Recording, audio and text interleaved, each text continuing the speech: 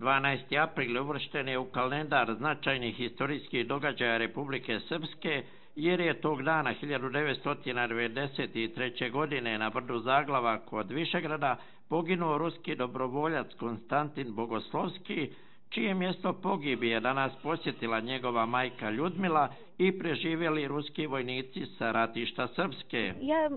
Prvi put ja dolazila za Zaglavog sa съемочной grupom.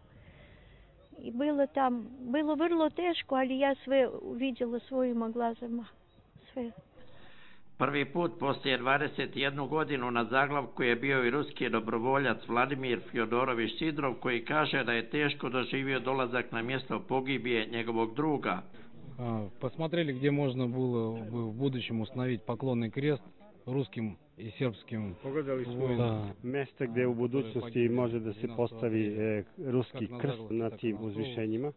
Načelnik opštine Višegrad Slaviša Mišković je posjetio da se na muci poznaju junaci koji su čak iz Rusije došli da pomognu sabraći Srbima. Nažalost, danas je realnost da oni koji su najviše dali za Republiku Srpsku nemaju adekvatan položaj u društvu i sa svih nivoa moramo kudikamo više učiniti da se taj položaj digne na odgovarajući nivo. Književnik Ljiljana Bulatović je o pogibiji Konstantina Bogoslovskog i njegovih drugova na ratištima Srpske snimila dokumentarni film pod nazivom Anđeo sa brda Zaglavak, koji je danas prikazan u Višegradskom domu kulture. Učinili smo to zato što smatramo da je dug naš da na sve načine pokažemo poštovanje žrtve, poštovanje ljubavi zajedničke, za slobodu, za pravoslavlje. Organizaciju Parastosa organizovala je Udruženje Srpsko-ruskog prijateljstva Zavjet iz Bjeljine.